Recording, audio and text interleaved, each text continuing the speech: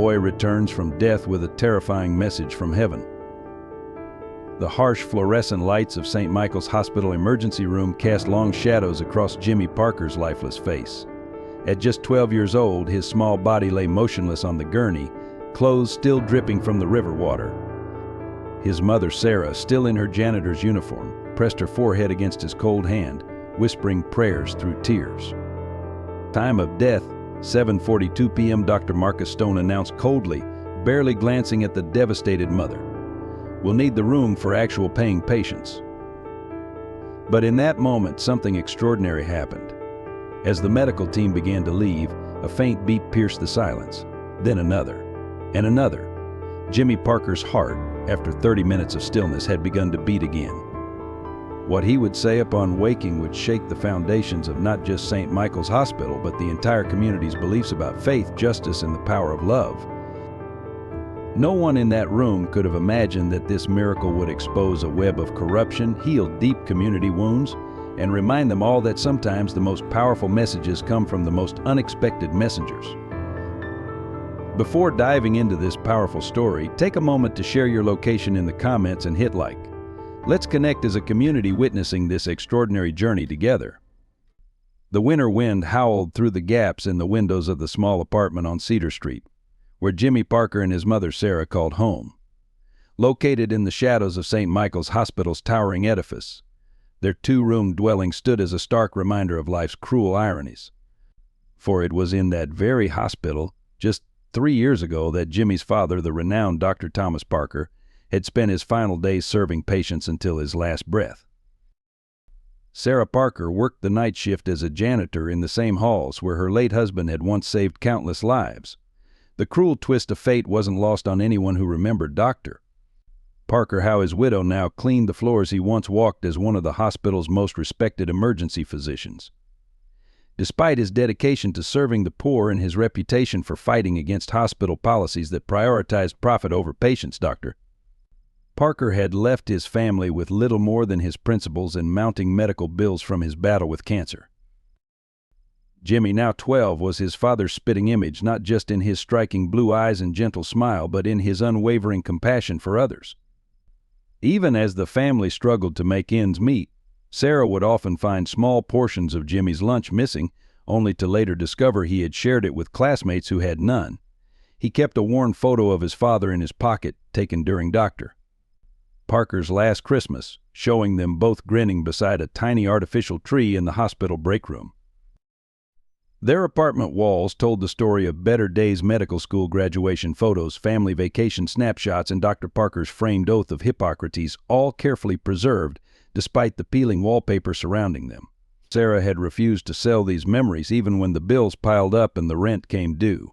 "These are worth more than money," she would tell Jimmy. "They're your father's legacy." The kitchen table doubled as Jimmy's study desk, where he pored over his father's old medical books by lamplight, dreaming of following in his footsteps.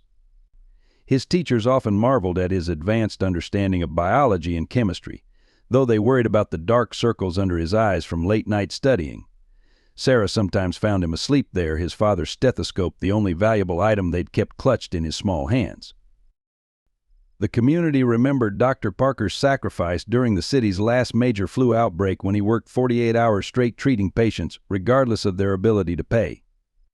Now they watched his son and widow with a mixture of sympathy and awkward distance, as if poverty might be contagious. Some of the hospital staff who had worked alongside Dr. Parker would secretly slip Sarah extra cleaning shifts or leave groceries by their door, though hospital policy strictly forbade such charity. Jimmy's room, barely larger than a closet, was wallpapered with anatomical drawings and sticky notes covered in medical terminology. A sign above his bed read "Future Dr. Parker," written in his father's handwriting during their last Christmas together. Below it hung a newspaper clipping about his father's work with the homeless, the headline reading, "Local doctor puts patients before profits." The article had yellowed with age, but Jimmy read it so often he could recite it by heart. Despite their circumstances, Sarah maintained her dignity and instilled in Jimmy the values his father had lived by. "We might be poor in pocket," she would say, "but we're rich in what matters." She worked extra shifts to afford Jimmy school supplies, hiding her exhaustion behind a brave smile. The other janitors whispered about how she would pause to straighten Dr. Parker's old portrait in the hospital hallway, wiping it clean each night as if tending to a shrine. At Riverside Middle School, Jimmy Parker's presence was a study in contrasts. His worn clothes and scuffed shoes marked him as an outsider among his more affluent peers, yet his quiet intelligence and unfailing kindness drew others to him like moths to a flame. All except William Billy Thompson, the 8th-grade son of the hospital board chairman, whose designer clothes and latest gadgets served as armor for his insecurities. Billy's torment of Jimmy began subtly a snide comment about his second-hand textbooks, an accidental shoulder bump in the hallway, but it escalated when he discovered Jimmy tutoring his younger sister Emily in biology. Charity case teaching Charity, Billy had sneered, though Emily's grades had improved dramatically under Jimmy's patient guidance. The incident sparked a campaign of increasingly cruel pranks, Jimmy's lunch mysteriously disappearing, his locker being vandalized with cruel messages, and whispered rumors about his family's poverty. Ms. Rachel Anderson, the science teacher who had once worked alongside Dr. Parker as a medical researcher before choosing education, watched Jimmy with growing concern. She saw in him the same brilliant mind and compassionate heart that had made his father legendary at St. Michael's. During lunch breaks, she would find Jimmy in her classroom, conducting makeshift experiments with borrowed equipment or helping struggling students understand complex concepts. "You have your father's gift for healing," she told him one day after watching him comfort a classmate who'd failed a test. Not just bodies, but spirits too. She became his unofficial advocate, providing extra books and supplies from her own pocket, though Jimmy never knew their true source. Her classroom became his sanctuary, a place where his father's legacy felt alive and possible.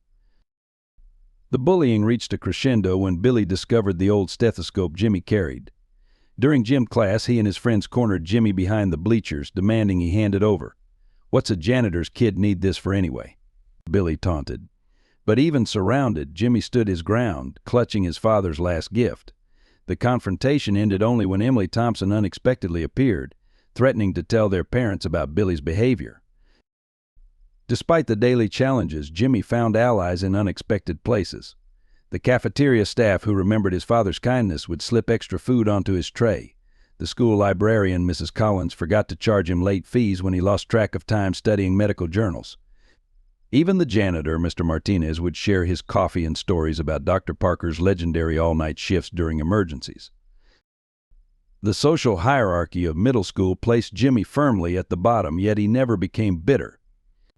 Instead, he became a defender of other outcasts, the new student struggling with English, the girl with the disability who needed help carrying her books, the boy whose parents' divorce had left him angry and alone. Each act of kindness seemed to pain Billy more than any retaliation could have. Ms. Anderson noticed how Jimmy would arrive early to help set up lab equipment, his eyes lighting up at the sight of microscopes and test tubes. She recognized the same passion that had driven his father to choose emergency medicine over more lucrative specialties. During these quiet morning moments, she would share stories about working with Dr. Parker, watching Jimmy absorb every detail like precious medicine. The school counselor's office kept a growing file of incident reports, torn notebooks, missing assignments, suspicious accidents in the hallway. But Jimmy never named names, even when asked directly. "Dad always said doctors have to heal, not hurt," he explained simply. This philosophy, so at odds with middle school survival instincts, earned him both admiration and concern from the staff. In the weeks before the accident that would change everything, tensions had reached a breaking point. Billy's taunts had grown more vicious, perhaps fueled by his father's recent promotion to hospital board chairman. Yet Jimmy maintained his dignity, reminding himself of his father's words, "Our worth isn't in what we have, but in what we give." No one could have predicted how prophetic those words would prove to be. The October afternoon had painted Riverside Park in shades of amber and gold when screams shattered its peaceful atmosphere. Emily Thompson, who had stayed late after her tutoring session with Jimmy, had wandered too close to the river's edge while taking photos of the autumn leaves. The recent rains had made the banks treacherous, and in an instant her foot slipped on the wet clay. The splash echoed across the water like a gunshot. Billy Thompson, who had been waiting to escort his sister home, stood frozen in horror as Emily disappeared beneath the churning surface. His expensive sneakers remained rooted to solid ground as his sister's blonde hair vanished under the muddy current. Later, he would replay this moment in his nightmares, haunted by his own paralysis. Jimmy, walking home from the library, didn't hesitate. Dropping his father's medical books on the riverbank, he plunged into the frigid water. The current, strengthened by recent storms, pulled at his clothes like hungry hands. Emily's panic-stricken face bobbed in and out of view as the river dragged her toward the rapids downstream. "Keep your head above water," Jimmy shouted, his father's training episodes playing in his mind. Dr. Parker had taught him water rescue techniques during their summer swimming lessons, never imagining his son would need them so soon. Jimmy's powerful strokes cut through the water, closing the distance to Emily's flailing form. The first rescue attempt failed as Emily's terrified thrashing nearly pulled them both under. Jimmy remembered his father's words: a drowning victim's panic is as dangerous as the water itself. Taking a deep breath, he approached again, this time from behind, securing a firm grip around her torso. The return journey proved brutally challenging. Emily's waterlogged clothes and continued struggling made every movement a battle against exhaustion.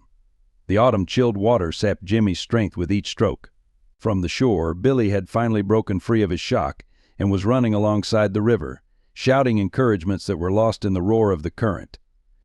Just yards from safety, Jimmy's foot caught in a submerged branch. The momentary snag was all it took. The current yanked them both under. In that desperate moment, Jimmy made a decision that would define him forever. With his remaining strength, he thrust Emily toward the shallow water where Billy could reach her. The price of that final push was devastating. The branch that had snagged Jimmy's foot now held him firmly in the river's grasp. As his lungs burned for air, time seemed to slow.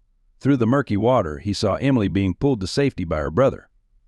His last conscious thought was of his father's proud smile. By the time emergency responders pulled Jimmy from the river, his lips had turned blue and his heart had stopped beating. The paramedics worked frantically, performing CPR as they loaded him into the ambulance. Billy Thompson, holding his shivering sister, watched in stunned silence as his former victim was rushed away, sirens wailing into the gathering dusk. Word spread through the community like wildfire. The son of the legendary Dr. Parker had risked everything to save the daughter of the hospital board chairman. The irony was lost on no one. The boy they had marginalized had become their hero. Parents who had previously crossed the street to avoid the poor Parker boy now gathered outside the hospital holding vigils. Ms. Anderson arrived at the emergency room still wearing her lab coat, having left her afternoon science club without a second thought. She found Sarah Parker already there, still in her janitor's uniform, clutching her son's soaked medical books recovered from the riverbank. The stethoscope, somehow still in Jimmy's pocket through the ordeal, lay silent on the waiting room chair. The bitter twist of fate wasn't lost on anyone. Jimmy Parker, who dreamed of saving lives like his father, now fought for his own in the very hospital where his father had spent his final days. As Sarah watched the emergency room doors swing shut behind her son's gurney, she whispered the prayer that would echo through the halls of St. Michael's. "Please, Thomas, watch over our boy." The emergency room of St. Michael's Hospital erupted into chaos as Jimmy Parker's lifeless body was wheeled through its doors. Dr. Marcus Stone, the attending physician, barely glanced up from his smartphone when the paramedics called out the boy's vital signs or lack thereof. His disinterest shifted to barely concealed disdain when he recognized Sarah Parker in her janitor's uniform. Insurance information. Dr. Stone's question cut through the emergency room's frantic activity. Sarah's hands trembled as she admitted they had none. Her part-time janitorial position didn't provide coverage. "I'll work extra shifts," she pleaded, her voice breaking. "I'll clean the entire hospital myself if I have to. Please just save my son." Dr. Stone's response was bureaucratic and cold. "St. Michael's is not a charity ward. There's a public hospital 20 miles away that might be more appropriate for your situation. The same halls where Dr. Thomas Parker had once treated anyone in need, regardless of their ability to pay, now stood as a monument to profit over compassion." The paramedics exchanged horrified glances. One of them, an older man who had worked alongside Dr. Parker, spoke up. "This is Thomas Parker's son. The same Thomas Parker who saved half this hospital during the flu epidemic." Dr. Stone's expression didn't change. "Dr. Parker's humanitarian ideals are precisely why we had to revise our policies," he replied dismissively. Sarah Parker fell to her knees, her janitorial badge clattering against the pristine floor she had polished just hours earlier. The sight of a mother begging for her child's life drew a crowd of nurses and orderlies, many of whom remembered Dr. Parker's kindness. Some began whispering about calling the media, others about contacting the medical board. The standoff was broken by the arrival of Dr. Elizabeth Walker, the hospital's CEO. Her presence commanded immediate attention, her heels clicking purposefully across the emergency room floor. "Begin resuscitation procedures immediately," she ordered, her voice leaving no room for argument. When Dr. Stone began to protest about protocols and liability, she cut him off with a glare that could have frozen hell itself. "I knew Thomas Parker," Dr. Walker announced to the stunned emergency room. "He saved my life 20 years ago when every other doctor had given up. He didn't ask about my insurance then. He didn't check my bank balance. He simply did what doctors are supposed to do. He healed." Her words hung in the air like a judgment. The medical team sprang into action, but precious minutes had been lost. Sarah watched through tears as they worked to restart her son's heart, each failed attempt feeling like a knife in her own chest. She clutched Jimmy's wet clothes, still holding his father's stethoscope, and prayed as she had never prayed before. Outside the trauma room, Emily Thompson arrived with her father, Robert Thompson, the hospital board chairman. The sight of his daughter, still wrapped in an emergency blanket, tearfully explaining how Jimmy had saved her life, transformed the normally stoic businessman. His face darkened with fury when he learned of Dr. Stone's initial refusal to treat. The next few minutes became a blur of activity. Dr. Walker personally supervised the resuscitation efforts, her presence ensuring that every possible measure was taken. The emergency room staff worked with renewed determination, many of them stealing glances at Dr. Parker's portrait on the wall, the same portrait his widow cleaned each night. As Jimmy's condition remained critical, a peculiar scene unfolded in the hospital waiting room. Nurses who had worked with Dr. Parker gathered around Sarah, offering silent support. Billy Thompson sat quietly in a corner, his usual arrogance replaced by genuine fear and guilt. M.S. Anderson arrived with Jimmy's backpack, still dripping river water, its contents revealing his dreams of following his father's path. The clock on the wall ticked mercilessly as they waited for news. Dr. Walker emerged periodically to update Sarah, her professional demeanor softening each time she addressed Dr. Parker's widow. The unspoken question hung heavy in the air with St. Michael's Hospital, the institution Dr. Parker had given his life serving, now failed his son in his moment of greatest need. If this story has touched your heart so far, a simple like would mean the world. It helps share Jimmy's powerful message of love and justice with others who need to hear it. Let's continue with his extraordinary journey. The clock on the emergency room wall struck 7:42 p.m. when Dr. Stone pronounced Jimmy Parker dead. 30 minutes of aggressive resuscitation efforts had yielded no response. The monitor's flat line seemed to mock every prayer, every desperate attempt to revive Dr. Parker's only son. Sarah Parker's anguished cry echoed through the sterile halls, a sound that would haunt the hospital staff for years to come. Dr. Elizabeth Walker stood motionless by the bedside, her usual commanding presence diminished by the weight of failure. She watched as Sarah collapsed over her son's body, still whispering prayers between sobs. The scene was eerily reminiscent of another night, decades ago, when a young Dr. Thomas Parker had refused to give up on a critically ill medical student, Elizabeth Walker herself. In the waiting room, Emily Thompson clung to her brother Billy, both children unusually subdued. Billy's face had lost all color as he whispered repeatedly, "I didn't mean for this to happen." Their father, Robert Thompson, paced the floor, his phone forgotten in his hand as he struggled to process how a board meeting about budget cuts had turned into a night of tragedy and revelation. M.S. Anderson sat quietly in a corner, clutching Jimmy's sodden backpack. Inside, she had found his latest science project, a detailed analysis of emergency response times in low-income neighborhoods. The pages were now water damaged, but the title remained clear, "Following My Father's Footsteps, Making Healthcare Accessible to All." The irony was unbearable. The hospital staff moved around the trauma room with mechanical efficiency, disconnecting monitors and preparing to move Jimmy's body. A young nurse, new to St. Michael's, began to cry as she removed the leads from his chest. "He looks just like his father's portrait," she whispered to no one in particular. The same portrait Sarah polished each night during her cleaning rounds now seemed to watch over the scene with silent reproach. Outside the hospital windows, a crowd had begun to gather. Word of Jimmy's sacrifice had spread through social media, bringing together an unlikely assembly of community members. There were homeless individuals Dr. Parker had treated for free, former patients who owed their lives to his dedication, and even some of Jimmy's classmates who had witnessed quiet kindness despite their own past indifference. Dr. Stone stood by the nurse's station, methodically completing the death certificate. His hands moved with practiced detachment, but his eyes kept darting to the growing crowd outside. Several of his colleagues openly glared at him, their whispered conversations about policy over patients, just loud enough to reach his ears. The weight of the hospital's transformation from a place of healing to a profit-driven institution had never felt heavier. Sarah Parker remained by her son's side, her janitor's uniform still damp from clutching his wet body. In her hands she held Thomas's old stethoscope, running her fingers over the engraving "To heal is to hope." The instrument had survived the river's current, still tucked in Jimmy's pocket, a final connection to the father he had tried so hard to emulate. The emergency room staff began to file out, their shoulders heavy with defeat. Each step away from Jimmy's room felt like a betrayal of everything Dr. Parker had stood for. A veteran nurse paused at the door, looking back at the scene. "Dr. Parker would have found a way," she said softly. "He always found a way." Time seemed to stand still in that moment of loss. The usual bustle of the emergency department had fallen into an unnatural hush, as if the entire hospital was holding its breath.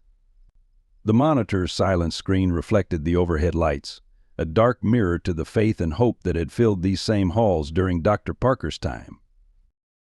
None of them could have anticipated what would happen next. As Dr. Stone reached for the light switch, preparing to officially end the case, a single, faint beep pierced the silence. For a heartbeat, everyone froze, afraid to trust their ears. Then it came again, and again. The impossible was happening in room 204 of St. Michael's Hospital, the same room where Dr. Parker had spent his final shift saving lives. In the 30 minutes that Jimmy Parker's heart had stopped beating, he experienced something that would forever change not only his life but the lives of everyone at St. Michael's Hospital. As medical science would later try to explain it away as a lack of oxygen to the brain, Jimmy knew with absolute certainty what he had witnessed in those precious moments between life and death. The first sensation was one of overwhelming peace.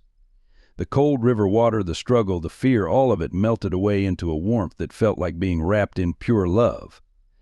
Through a soft, golden light that seemed to emanate from everywhere and nowhere at once, Jimmy saw a familiar figure approaching.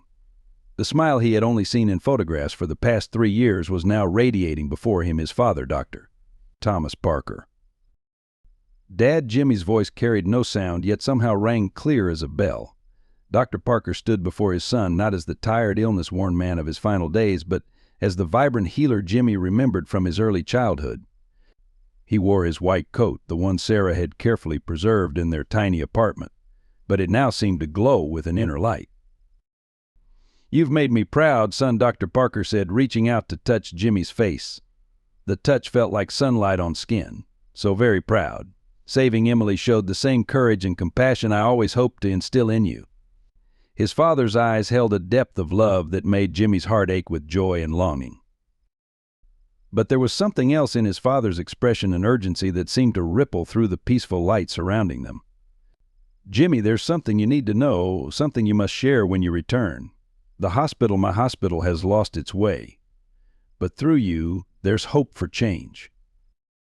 Dr. Parker's form began to shift, becoming somehow more radiant yet harder to see clearly. "Tell them, son. Tell them that medicine without compassion is like a body without a soul. The greatest healing happens when we remember that every patient is someone's child, someone's loved one, just as you are mine." The light around them pulsed with increasing intensity, and Jimmy felt a gentle but insistent pull backward. "Dad, wait," he called out. "I don't want to leave you." Dr. Parker's smile was both joyful and sad. "You're needed back there, Jimmy. Your mother needs you. The hospital needs you. There are more lives to save, more hearts to heal." As Jimmy felt himself being drawn away, his father's voice came to him one last time, carrying a message that would echo through the halls of St. Michael's. "Tell them love is the most powerful medicine. tell them that in their rush to save the system, they're forgetting to save the people. And Jimmy, tell your mother I'm watching over both of you every day. The scene began to fade, but not before Jimmy witnessed something that would stay with him forever. Behind his father, countless figures emerged from the light patients Dr. Parker had saved, lives he had touched, families he had comforted. Among them, Jimmy recognized faces from his father's old photographs, including a young Dr. Elizabeth Walker, looking exactly as she had when his father had refused to give up on her years ago. As consciousness began to return, bringing with it the harsh reality of hospital lights and beeping monitors, Jimmy held onto one final image, his father pointing to his own heart, then to Jimmy's, then outward toward all of humanity. The gesture needed no words. It was the same lesson Dr. Parker had lived by, the truth that would now become Jimmy's mission to share. The first breath back in his body felt like fire in his lungs, but with it came an unshakable certainty. He had been sent back with a purpose, entrusted with a message that was both a gift and a responsibility. As his eyes fluttered open to see his mother's tear-stained face, Jimmy Parker knew that his father's legacy would live on in a way that no one could have predicted. In that moment of return, as the hospital staff rushed around him in astonished joy, Jimmy whispered his first words that would set in motion a chain of events that would transform St. Michael's Hospital and touch countless lives. Dad says, "Love is the most powerful medicine." News of Jimmy Parker's miraculous revival spread through St. Michael's Hospital like wildfire, transformed by each retelling. Within hours, the story had evolved from a simple near drowning to something that challenged the boundaries between science and faith. The emergency room staff who had witnessed his return could not explain how a heart, still for 30 minutes, could suddenly resume beating with such strength and purpose. Sarah Parker never left her son's bedside during those first crucial hours. She sat holding his hand, listening as he whispered fragments of his experience between periods of exhausted sleep. Each time he mentioned his father, her fingers would tighten around the old stethoscope that hadn't left her grasp since the accident. The nurses noticed she would touch the instrument to her heart whenever Jimmy spoke of Dr. Parker's message, as if trying to hear her late husband's voice through it. Dr. Elizabeth Walker made frequent visits to Jimmy's room, often standing silently in the doorway, watching the boy who had somehow bridged the gap between this world and whatever lay beyond. Her prestigious medical education had taught her to dismiss such experiences as hypoxic hallucinations, but something in Jimmy's calm certainty gave her pause. The details he shared about her own brush with death, details only Dr. Parker could have known, defied rational explanation. The media descended upon St. Michael's with unprecedented fervor. Local news vans crowded the parking lot, their satellite dishes reaching toward the sky like mechanical flowers seeking light. Dr. Stone found himself avoiding the cameras, his initial dismissal of Jimmy's case now a source of growing professional embarrassment. His colleagues' sideways glances and whispered conversations made it clear that his reputation had suffered a blow that no amount of administrative protocol could justify. Emily Thompson became a regular visitor, bringing homework assignments and sitting quietly beside Jimmy's bed for hours. Her brother Billy hovered awkwardly in the doorway during these visits, his usual bravado replaced by a complex mixture of guilt and gratitude. The sight of his former victim lying in a hospital bed, having nearly died saving his sister, had shattered his carefully constructed worldview. Ms. Anderson took charge of managing the growing pile of cards, letters, and gifts that began arriving from around the community. She created a careful system of categorization, knowing that each message would be important to Jimmy, who insisted on reading every single one. Among them were notes from homeless individuals who remembered Dr. Parker's kindness, their paper sometimes torn but their gratitude intact. The hospital board called emergency meetings to discuss the situation, their conversations stretching late into the night.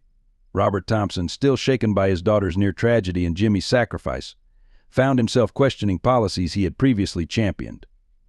The distinction between fiscal responsibility and moral obligation had never seemed more blurred. Medical professionals from other institutions began requesting access to Jimmy's case files, their interest piqued by the unprecedented length of time between clinical death and spontaneous revival. Dr. Walker steadfastly protected the family's privacy, understanding that what had happened in room 204 transcended medical documentation. The hospital staff's reaction split along invisible lines. Many of the older nurses and doctors who had worked alongside Dr. Parker viewed Jimmy's experience as a divine intervention, a message from beyond meant to remind them of their true calling. Younger staff members, trained in an era of evidence-based medicine and corporate healthcare, struggled to reconcile their scientific training with the inexplicable events they had witnessed. Social media exploded with varying interpretations of Jimmy's story. Some called it a miracle, others a wake-up call for the healthcare system. Videos of Dr. Parker's old speeches about medical ethics began circulating online, his words about compassionate care finding new resonance in light of recent events. His statement that a hospital's true wealth is measured in lives saved, not dollars earned, became a rallying cry for healthcare reform activists. Local religious leaders began incorporating Jimmy's experience into their sermons, drawing parallels to ancient stories of divine messages and heavenly visitations. The hospital chapel, long relegated to a quiet corner of the first floor, suddenly found itself filled to capacity at all hours as staff members and visitors sought to process their own beliefs about life, death, and what lay between. Yet amidst the growing storm of public attention and speculation, Jimmy remained remarkably serene. When asked about his experience, he spoke with a quiet certainty that belied his 12 years. Dad always said that love is the best medicine, he would tell visitors. Now, I understand what he meant. His words, simple yet profound, seemed to carry an authority that even the most skeptical observers found difficult to dismiss. The second week following Jimmy's revival brought a deepening divide within St. Michael's Hospital as his father's message began to resonate beyond its walls. The controversy crystallized around two opposing interpretations: those who saw it as a divine mandate for healthcare reform and those who viewed it as a threat to the hospital's financial stability. The tension between these perspectives would soon expose deeper fault lines within the institution. Dr. Marcus Stone became increasingly defensive as scrutiny of his initial refusal to treat Jimmy intensified. In a contentious staff meeting, he argued, "Emotional decisions and supernatural stories can't dictate hospital policy. We'll be bankrupt within a year if we start treating every uninsured patient who comes through our doors." His words, leaked to social media, sparked immediate backlash from both the public and his colleagues. Local news outlets began investigating St. Michael's billing practices, uncovering a pattern of aggressive collections and patient rejections that had emerged since Dr. Parker's death. A veteran nurse, speaking anonymously, revealed how the hospital's mission had shifted. "We used to ask, 'How can we help?' Now we ask, 'How can they pay?' Dr. Parker would be heartbroken to see what we've become." The hospital board found itself under increasing pressure as stories of denied care surfaced. Robert Thompson, struggling with his dual role as board chairman and grateful father, faced difficult questions about profit margins versus patient care. His daughter Emily's public statement that "money didn't save me, Jimmy did" became a powerful soundbite that reverberated through the community. Dr. Elizabeth Walker attempted to navigate a middle ground, proposing policy reforms while maintaining the hospital's financial viability. Her efforts were complicated by anonymous leaks about executive bonuses and rejected charity care applications. The contrast between these revelations and Dr. Parker's well-known policy of treating first and billing later created a narrative that the media eagerly pursued. Religious leaders and healthcare activists found themselves unlikely allies in the growing debate. Reverend James Matthews, speaking from his pulpit at First Baptist Church, declared God sent back not just a child but a message. Are we willing to listen? His sermon went viral, drawing support from healthcare reform advocates who saw Jimmy's experience as a catalyst for change. The medical staff became increasingly divided. Younger doctors, burdened by student loans and professional pressures, sympathized with the need for fiscal responsibility. Veteran staff members recalled Dr. Parker's approach, sharing stories of lives saved through his compassionate policies. The break room became a battleground of competing philosophies, with Jimmy's message at the center of every debate. Sarah Parker watched the growing controversy with mixed emotions.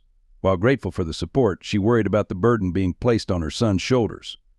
"Jimmy didn't ask to become a symbol," she confided to M.S. Anderson. "He's still just a boy who did what his father taught him was right." Her words, quoted in a local newspaper, added another layer to the ongoing discussion about values in healthcare. Social media exploded with hashtags like "Remember Dr. Parker" and "Healing Not Profit." Former patients shared stories of Dr. Parker's compassion, creating a digital testament to his legacy.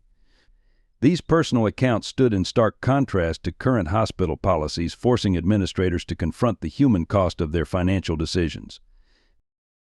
Medical ethicists and policy experts began weighing in, turning St. Michael's into a national case study.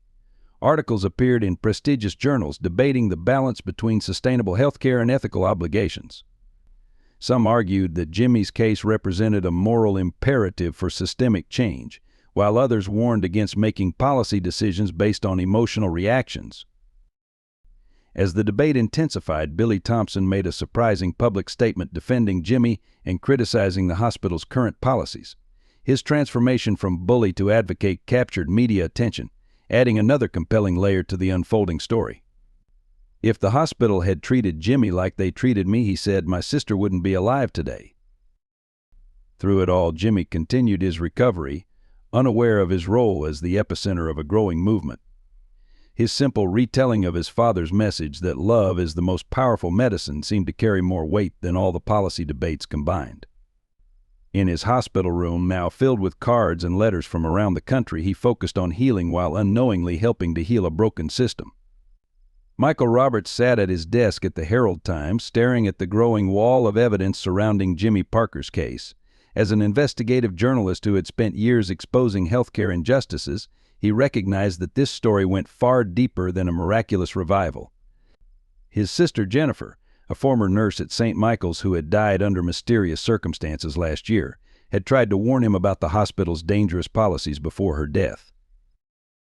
The connection clicked when he received an anonymous envelope containing hospital financial records. Buried in the data were patterns of systematic patient rejection, coinciding perfectly with Dr. Stone's appointment as head of emergency services. More disturbing were the bonus structures tied to cost-saving measures, corporate language for denying care to the financially challenged. "Your sister was right," his source wrote in a carefully typed note, "and she wasn't the only one who tried to speak up." The message was signed "Simply Remember Dr. Parker." Michael's hands trembled as he recognized the significance. Jennifer had mentioned Dr. Parker frequently in her final months, describing him as the last of the true healers before his death. Working late into the night, Michael began connecting the dots. Dr. Stone's arrival had coincided with a dramatic shift in hospital policies. Emergency room rejection rates had tripled. Collections against low-income patients had increased by 400%. Most tellingly, staff turnover in the ER had skyrocketed, with experienced nurses like Jennifer being replaced by temporary staff less likely to question authority. Sarah Parker proved to be an unexpected ally in the investigation. During her night shifts, she had witnessed countless scenes of patients being turned away. "They think janitors are invisible," she told Michael during a clandestine meeting in the hospital chapel. We see everything. She provided names, dates, and details that matched perfectly with the leaked documents. The investigation gained momentum when former patients began coming forward. An elderly man described being denied his heart medication because of a billing dispute. A pregnant woman tearfully recounted being turned away during early labor because her insurance had lapsed. Each story reinforced the pattern. St. Michael's had transformed from a place of healing into a profit-driven corporation. Dr. Elizabeth Walker's role proved more complex than initially apparent. While she had saved Jimmy's life by overriding Dr. Stone, documents suggested she had previously approved many of the restrictive policies. However, her own brush with death under Dr. Parker's care decades ago had left her conflicted about the hospital's direction. Billy Thompson became an unexpected source of information. Struggling with guilt over his treatment of Jimmy, he began sharing conversations he'd overheard at his father's dinner parties. Board members joking about profitable patients, administrators discussing ways to discourage charity cases. All painted a picture of systematic discrimination against the poor. The breakthrough came from an unlikely source: the hospital's maintenance records. Hidden in work orders and repair logs were references to removed equipment, downsized charity care facilities, and converted low-income treatment areas. The paper trail revealed a deliberate strategy to discourage certain patients while maintaining a public facade of community service. Jennifer's final emails to Michael took on new significance. "They're killing the hospital's soul," she had written. "Dr. Parker built something beautiful here, and they're destroying it piece by piece." Her subsequent accident, a fall down the hospital stairs after a long shift, had never been properly investigated. As Michael dug deeper, a pattern of intimidation emerged. Nurses who questioned policies were assigned impossible schedules. Doctors who provided unauthorized charity care found their privileges reviewed. The system was designed to crush dissent while maintaining plausible deniability. The story was bigger than just St. Michael's. Similar patterns had emerged in hospitals across the country, but here was documented proof of how a community institution could be corrupted by profit motives. Jimmy Parker's miracle had cracked open the facade, revealing the rot beneath the surface. When Michael finally sat down to write his expose, he titled it "The Price of Healing: How St. Michael's Lost Its Soul." The article would do more than just reveal corruption. It would force a national conversation about the true cost of treating healthcare as a commodity rather than a fundamental right. The hospital board meeting on that fateful Thursday evening began like any other, with Robert Thompson calling for order in the crowded conference room. But the atmosphere shifted dramatically when Michael Roberts walked in, flanked by Sarah Parker and Dr. Elizabeth Walker. The journalists present sent immediate ripples through the assembled board members, several of whom began nervously shuffling papers. Before we proceed with the agenda, Michael announced, placing a thick folder on the polished table, "I believe we need to address some disturbing findings about St. Michael's patient care policies." The room fell silent as he began methodically presenting evidence of systematic discrimination against low-income patients, suspicious staff accidents, and financial incentives for denying care. Dr. Stone, sitting near the chairman, maintained his composure until Michael revealed Jennifer Roberts' final email. "My sister tried to protect the values Dr. Parker established here," Michael said, his voice steady despite the emotion. "Her accident occurred the day after she threatened to go public about patient rejections." The color drained from Dr. Stone's face as whispers erupted around the room. Sarah Parker stood next, still wearing her janitor's uniform, her dignity commanding attention. "My husband built this hospital's reputation on compassion," she declared. "While I clean these halls at night, I see the same people he used to treat being turned away. Is this what progress looks like?" Her words hung in the air like an indictment. The confrontation escalated when former patients began filing into the room. The elderly man denied heart medication. The pregnant woman turned away in labor. Each testimony drove home the human cost of the hospital's policies. Board members shifted uncomfortably as local news cameras captured every moment, live streaming the meeting to a community hungry for accountability. Dr. Elizabeth Walker chose this moment to reveal her own connection to the story. 30 years ago, I was a medical student without insurance," she began. "Every hospital had turned me away, except St. Michael's. Dr. Parker saved my life that night and made me promise to do the same for others. I've failed that promise, but I won't fail it anymore." Billy Thompson, who had been sitting quietly beside his father, suddenly stood. "Jimmy Parker nearly died saving my sister after I spent years bullying him," he said, his voice breaking. "The hospital that would have let him die to save money isn't the hospital my father should be running." Robert Thompson's facade cracked as he looked at his son with a mixture of shame and pride. The meeting reached its climax when Michael projected Jennifer's accident footage onto the wall security camera, evidence that had mysteriously disappeared from official records. The grainy video showed her confrontation with Dr. Stone hours before her fall, his threatening gesture clear despite the poor quality. Gasps filled the room as board members realized the full implications. Dr. Stone attempted to defend himself, citing budget constraints and market realities, but his words rang hollow against the weight of evidence. "We were saving the hospital," he insisted, his composure finally breaking. Sometimes difficult decisions have to be made for the greater good. From his hospital bed, watching the live stream, Jimmy Parker whispered his father's words, "The greatest good is helping those who need it most." The board meeting devolved into chaos as reporters shouted questions and community members demanded answers.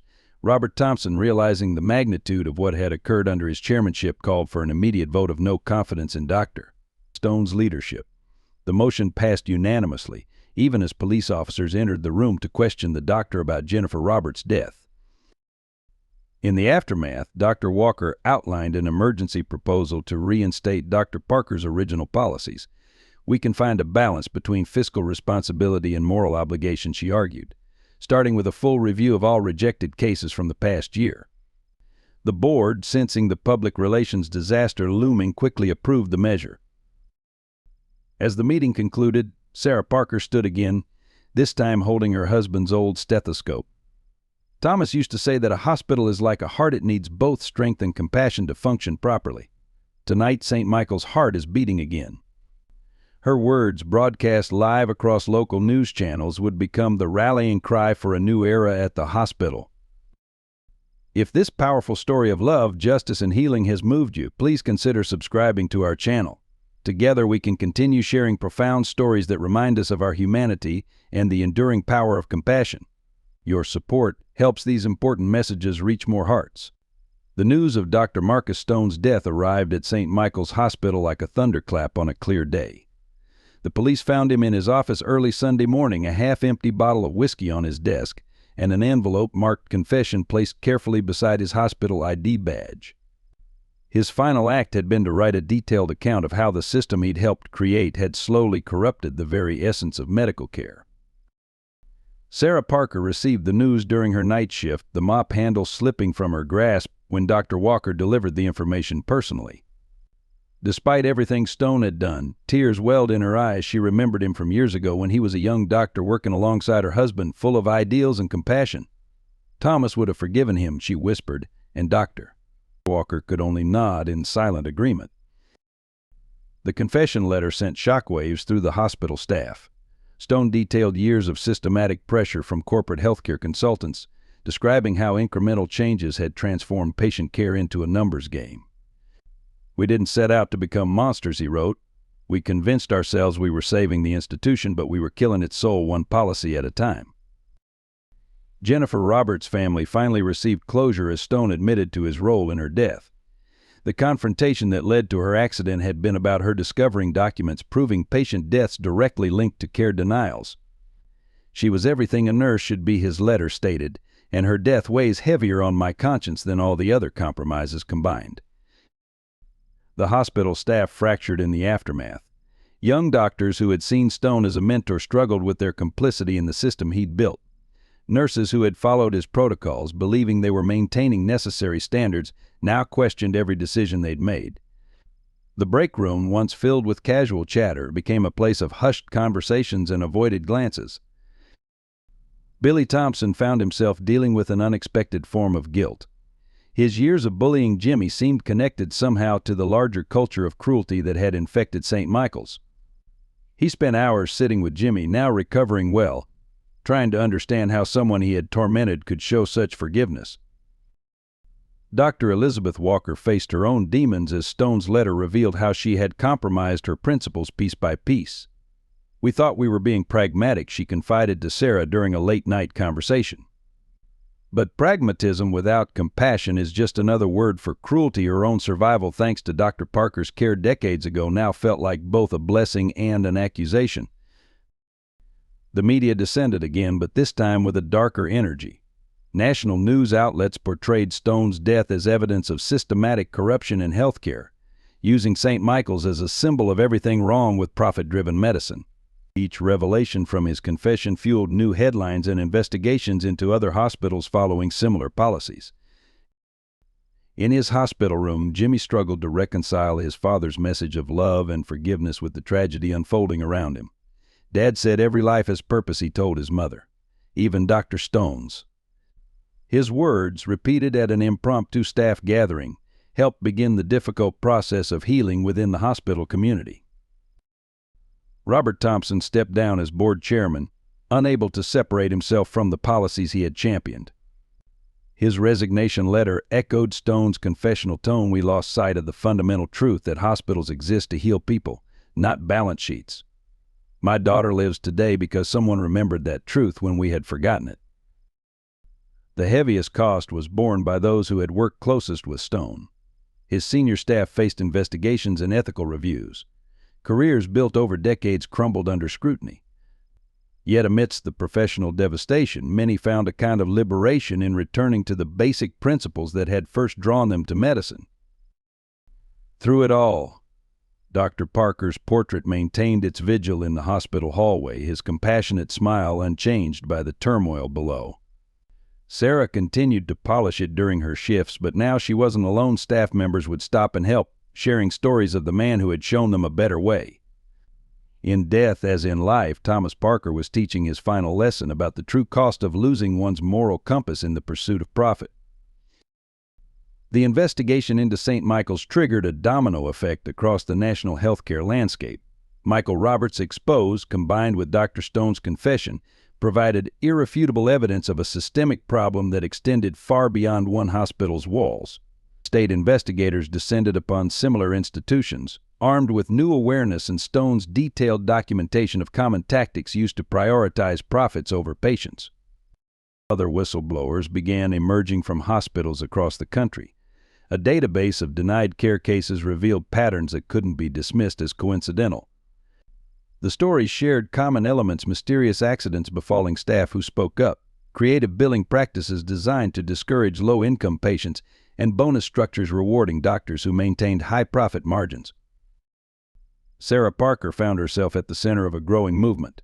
Her nighttime observations as a janitor had captured countless moments of denied care, whispered threats, and quiet desperation.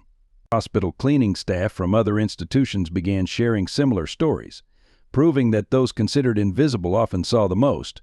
Their testimonies painted a picture of systematic discrimination that could no longer be ignored. Jennifer Roberts became a symbol of resistance. Her brother Michael published her diary, revealing years of detailed observations about the degradation of patient care. Her final entries documented her growing fear as she uncovered the scope of the problem. They're not just denying care. She had written, they're creating a system where poverty becomes a death sentence. The most damaging revelations came from internal communications found in Stone's office. Email chains showed hospital administrators across the country sharing strategies to manage unprofitable patients while maintaining plausible deniability. Training documents taught staff how to discourage certain patients without explicitly violating anti-discrimination laws. The corporate doublespeak couldn't disguise the fundamental inhumanity of the policies. Dr. Elizabeth Walker's testimony before a state medical board laid bare the gradual corruption of medical ethics.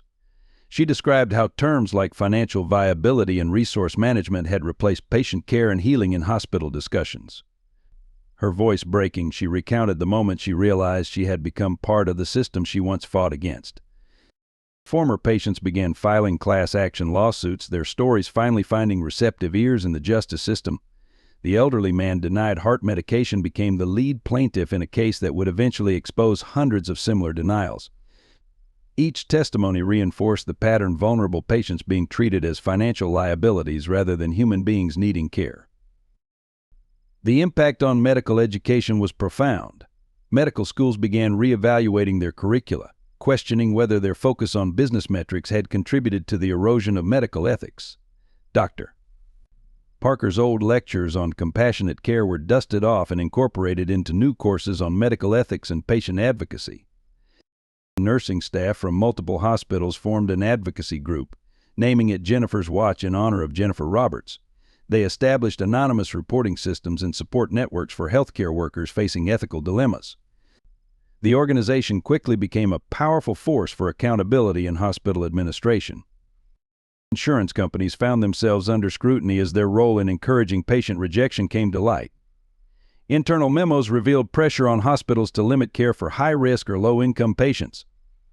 The public outrage led to congressional hearings and calls for fundamental reform of healthcare funding.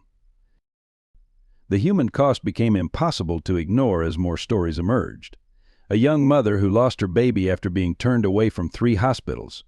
An elderly veteran who died in a parking lot while waiting for approval to enter an emergency room. Each tragedy added momentum to the growing demand for change.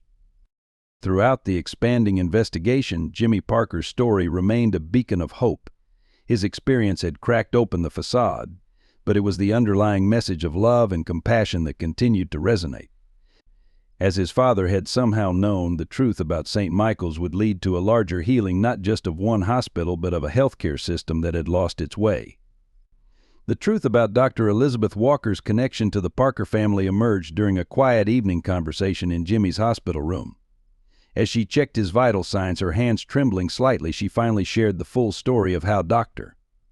Thomas Parker had saved not just her life but her soul 25 years ago. "I was a third-year medical student," she began, sitting beside Jimmy's bed. No insurance, no family support, and a ruptured appendix. Every hospital had turned me away until your father found me collapsed in St. Michael's parking lot. Sarah Parker, who had been adjusting Jimmy's pillows, froze at these words, suddenly remembering that night. Dr. Walker continued, her voice thick with emotion. Thomas didn't just save my life, he fought the board to cover my treatment, risked his position to ensure I could continue my studies, and later became my mentor. She pulled out an old photograph from her wallet, a younger Thomas Parker standing proudly beside her at her medical school graduation. He made me promise that I would continue his fight for compassionate care. The revelation cast new light on Dr. Walker's complex role in the hospital's transformation. Her gradual acceptance of restrictive policies hadn't come from callousness, but from a misguided attempt to save the institution Dr. Parker had loved. I thought I could change the system from within, she admitted. Instead, the system changed me. Sarah reached for her husband's old stethoscope, running her fingers along its worn surface. Thomas used to say that every medical instrument carries the echoes of lives it helps save, she said softly. He gave you this one after your first solo surgery, didn't he? Dr. Walker nodded, tears falling freely now. The connections ran deeper still. Jennifer Roberts, the nurse whose death had helped expose the hospital's corruption, had been Dr. Parker's last student. In her final diary entry, she had written about finding his old teaching notes, which had given her the courage to stand up against the hospital's unethical practices. Her brother Michael had discovered these notes among her belongings after her death. Billy Thompson's transformation took on new meaning when he revealed that Dr. Parker had secretly treated his mother's cancer years ago, waiving all fees when the family's insurance denied coverage. Dad never knew, Billy explained, his voice cracking. He spent years supporting policies that would have killed Mom if Dr. Parker hadn't helped us. The hospital's maintenance records, meticulously kept by Sarah during her years as a janitor, provided the final piece of the puzzle. Hidden within routine work orders were Dr. Parker's coded messages about patients needing help, a secret system he had developed to ensure care for those who couldn't afford it. Sarah had continued marking these cases even after his death, though fewer and fewer staff members had recognized the signals. Dr. Walker's own patient records revealed a pattern. She had been unconsciously choosing rooms near Dr. Parker's old office for cases requiring special attention, as if seeking his guidance. The discovery helped explain why Jimmy had been placed in room 204, the same room where his father had saved countless lives, including Dr. Walker's. The web of connections extended to the hospital board itself. Robert Thompson's resignation letter included a stunning admission: Dr. Parker had been treating his mother-in-law for Alzheimer's free of charge, keeping it secret at her request. The board chairman had been unknowingly dismantling the very system that had supported his own family. Most poignant was the discovery of Dr. Parker's personal journal in the hospital archives. Its final entry, written days before his death, showed he had foreseen the challenges ahead. The system is changing. But the need for compassion remains constant. Sometimes it takes a child to remind us of what truly matters in medicine. Perhaps that's why I feel at peace leaving this legacy in Jimmy's hands. These revelations created a tapestry of connection and purpose that transformed the tragedy into something more profound. Dr. Parker's influence had touched every key player in the drama, creating an invisible network of compassion that had survived even as the hospital lost its way. His legacy lived on not just in policy changes or media exposes, but in the lives he had touched and the values he had instilled. Jimmy, listening to these stories from his hospital bed, understood at last why his father had appeared to him with such urgency. The message wasn't just about saving St. Michael's, it was about reawakening the connections that made healing possible. Dad always said medicine is about more than treating symptoms, he observed. It's about recognizing that we're all part of each other's healing. Dr. Marcus Stone's confession letter found beside his body revealed truths more complex and painful than anyone had anticipated. 20 pages of detailed testimony, written in increasingly unsteady handwriting, exposed not just the corruption at St. Michael's, but the gradual erosion of human dignity in modern healthcare. I didn't begin my career intending to become a monster, the letter began. I watched Thomas Parker work miracles with limited resources, believed in his vision of compassionate care. But somewhere along the way, I convinced myself that survival meant sacrifice, not my sacrifice, but the sacrifice of our most vulnerable patients. The letter went on to detail how each compromise had seemed necessary, reasonable, even righteous at the time. The most shocking revelation concerned Jennifer Roberts' death. Stone described their final confrontation in stark detail: her discovery of documents proving patient deaths linked to care denials, her threat to expose everything, and his desperate attempt to silence her. "I didn't push her," he wrote, "but I knew the stairwell security camera was broken.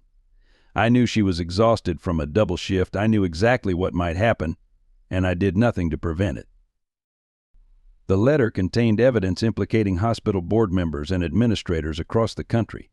Stone had maintained detailed records of every meeting, every decision, every calculated move to prioritize profits over patients. Names, dates, and dollar amounts painted a picture of systematic dehumanization disguised as fiscal responsibility. But the most profound passages concerned Dr. Parker. "Thomas knew what was coming," Stone wrote. "In our last conversation, he warned me that hospitals without hearts become morgues for the living. I dismissed him as a naive idealist, but he understood something I had forgotten: that healing requires more than medical knowledge. It requires love." The confession included an unexpected detail about Jimmy's near drowning. Stone admitted to initially delaying response to the emergency call, hoping to avoid the liability of treating an uninsured patient. "When I learned it was Parker's boy, I felt the weight of every compromise I'd ever made. In that moment I saw what we had become: not healers, but accountants with medical degrees." Dr. Walker found herself named repeatedly in the document, but not as an accomplice. Stone described her as a soul in conflict, someone who had tried to maintain Parker's legacy while navigating modern healthcare realities. Her eventual support of Jimmy was characterized as redemption by proxy, a chance to honor her mentor's memory by saving his son. The letter's final pages contained something unexpected: a series of recommendations for reforming hospital policies. Stone had outlined practical steps for balancing financial viability with ethical care, drawing on his years of experience with both success and failure. "These changes won't be easy," he wrote, "but they're necessary if we want hospitals to remain places of healing rather than profit centers with stethoscopes." Sarah Parker received special mention in the document's closing paragraphs. Stone acknowledged the cruel irony of having the widow of St. Michael's most beloved doctor cleaning its floors. "She sees everything we try to hide," he wrote. "Every night she erases the evidence of our moral compromises, just as she polishes Thomas's portrait, trying to preserve what this place once was, what it could be again." The most devastating truth emerged in the letter's final lines. Stone revealed that his own mother had died in an emergency room that had delayed her treatment due to insurance issues at another hospital following policies he had helped design. "The system I helped create killed my mother," he wrote. "Thomas Parker would have saved her without hesitation. The weight of this understanding is more than I can bear."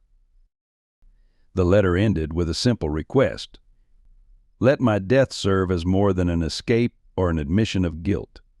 Let it be a warning about the true cost of forgetting why we became healers in the first place. And to Jimmy Parker, thank you for bringing your father's message back to us. I only wish I had listened sooner." These final truths transformed the narrative around St. Michael's crisis.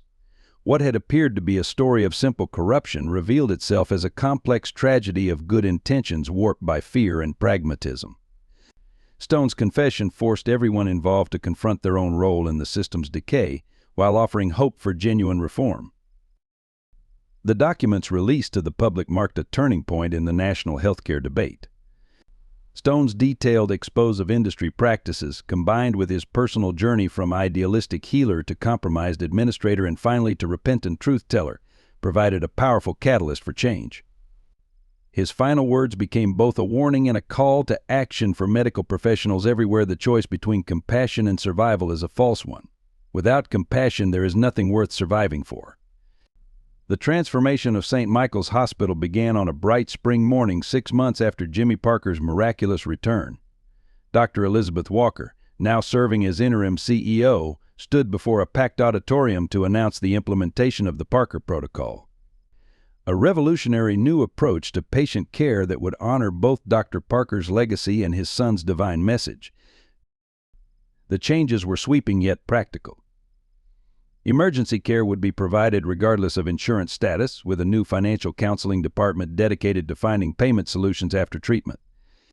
A portion of executive bonuses would be redirected to a patient assistance fund, ensuring that ability to pay never again overshadowed the need for care. Billy Thompson stood proudly beside his father as Robert announced the establishment of the Thomas Parker Memorial Foundation. The organization would provide scholarships for underprivileged students pursuing medical careers, with Jennifer Roberts' name gracing the nursing scholarship program. The former bully had found his calling in advocacy, using his family's influence to promote healthcare reform. Sarah Parker received perhaps the most surprising change. Dr. Walker created a new patient advocacy position, elevating the former janitor to a role that utilized her unique perspective and deep understanding of the hospital's daily operations. "Nobody knows this hospital's heart better than Sarah Walker," explained. "She's been its conscience all along." The hospital staff underwent a cultural renaissance. Regular ethics rounds were instituted, where doctors and nurses could discuss challenging cases and moral dilemmas openly. Dr. Parker's old teaching materials were incorporated into ongoing training, reminding staff that medical excellence must be paired with compassion to achieve true healing. Jennifer's Watch, the advocacy group born from tragedy, established its headquarters at St. Michael's. The organization developed protocols for protecting whistleblowers and ensuring ethical practices, which were adopted by hospitals nationwide. Their motto, "Healing Hearts, Saving Lives," became a rallying cry for healthcare reform across the country. Michael Roberts found himself in an unexpected position as the hospital's new director of transparency and public relations. His investigative skills proved invaluable in maintaining accountability and ensuring that St. Michael's remained true to its renewed mission. "My sister's death helped expose the darkness," he often said, "but Jimmy's message showed us the light." The changes attracted national attention. Healthcare policy experts studied the St. Michael's model as a viable alternative to purely profit-driven hospital management. The balance of ethical care and financial sustainability demonstrated that compassion and competence could coexist in modern medicine. Jimmy's recovery progressed remarkably, but his influence extended far beyond his physical healing. His simple retelling of his father's message continued to touch hearts and change minds. Patients reported feeling a different atmosphere in the hospital, warmer, more human, more hopeful. Room 204, where Jimmy's miracle had occurred, was transformed into a special care unit for patients who couldn't afford treatment elsewhere. A plaque outside the door bore Dr. Parker's favorite quote, "Every life has value. Every soul deserves care." The room became a symbol of the hospital's rebirth. The story attracted unexpected allies. Insurance companies, initially resistant to change, found that early treatment and compassionate care actually reduced long-term costs. Corporate donors, inspired by the hospital's transformation, established funds to support similar changes at other institutions. Dr. Walker kept her promise to both Parker's father and son. She maintained the hospital's financial stability while ensuring that no patient would ever again be turned away in their moment of need. "We're not just treating symptoms anymore," she would say in staff meetings. "We're healing people, just as Thomas taught us." The most profound change was visible in the daily interactions throughout the hospital. Staff members greeted patients with genuine warmth. Financial discussions happened after treatment, not before. The emergency room became a place of hope rather than judgment. St. Michael's had rediscovered its soul. 1 year after Jimmy's near-death experience, he stood beside his mother at the dedication of the new Thomas Parker Emergency Care Center. The facility would serve as a model for hospitals nationwide, demonstrating how to balance modern medical excellence with timeless human compassion. The message that love is the most powerful medicine had found its physical embodiment in steel and stone. 5 years after the events that transformed St. Michael's Hospital, Jimmy Parker stood at the podium of his high school graduation as valedictorian. Now 17, he had grown to look even more like his father, wearing the same compassionate smile that gazed down from Dr. Parker's portrait in the hospital halls.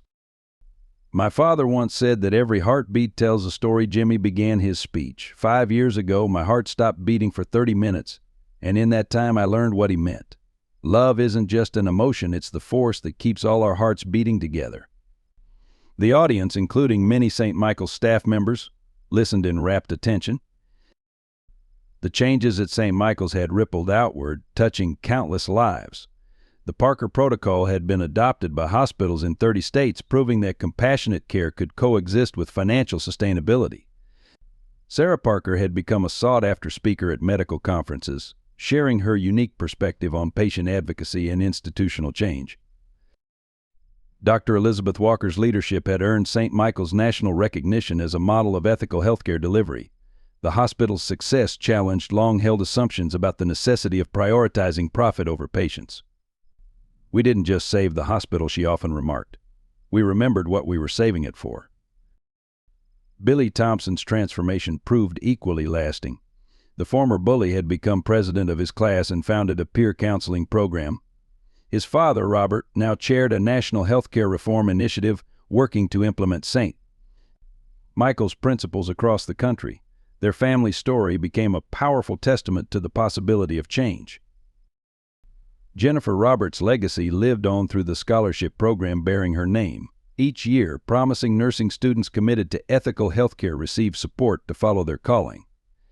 Michael Roberts continued his investigative work, but now focused on highlighting successful healthcare innovations rather than exposing corruption. The most profound changes were often the quietest. Emergency room staff no longer asked about insurance before providing care. Cleaning staff were treated as essential members of the healthcare team. Patients spoke of feeling seen, heard, and valued regardless of their financial status. The hospital had become what Dr. Parker had always envisioned, a place where healing encompassed both body and soul. One corner of St. Michael's held special significance. Room 204 had become known as the Miracle Room, though not just because of Jimmy's experience there. Something about the space seemed to inspire extraordinary recoveries. Staff members spoke of feeling Dr. Parker's presence there, especially during difficult cases. Sarah continued to polish her husband's portrait each night, but now she was often joined by medical students and young doctors seeking inspiration. They would share stories about Dr. Parker's teachings and recommit themselves to the principles he had lived by. His legacy had become a living force, guiding new generations of healers. Jimmy's own path seemed destined to intersect with medicine, though perhaps not in the way everyone expected. His experiences had given him a unique perspective on healing. "My father saved lives one patient at a time," he explained. But his message saved an entire system. Sometimes the greatest healing happens when we remind people of their own capacity for love. The final validation of St. Michael's transformation came from an unexpected source. Dr. Stone's family, who had initially withdrawn in shame after his death, reached out to support the hospital's new initiatives. His daughter established a fund for mental health support for medical professionals, ensuring that no other healthcare worker would suffer in silence. As Jimmy concluded his graduation speech, he shared the truth that had become clear over the years. What happened in that hospital room wasn't just about one miracle or one message. It was about remembering who we are when we're at our best, not just as doctors or patients or administrators, but as human beings connected by something stronger than any policy or procedure. That connection is love, and it truly is the most powerful medicine. The audience rose in a standing ovation, but Jimmy's eyes found his mother's in the crowd. Sarah Parker smiled through her tears, touching the old stethoscope she still carried. In that moment, both could almost see Thomas Parker standing beside them, his dream of compassionate healthcare finally realized in ways he could never have imagined but had somehow always known were possible. If this story of healing, redemption, and the power of love has touched your heart, please consider subscribing to our channel to support our team's mission of sharing these meaningful narratives. Share this video with your loved ones who might need this message of hope today. Don't forget to like and share your thoughts in the comments below. How has Jimmy's story impacted you? Would you like to hear what happens next in part 2 of this extraordinary journey? Your engagement helps us continue bringing these powerful stories to light.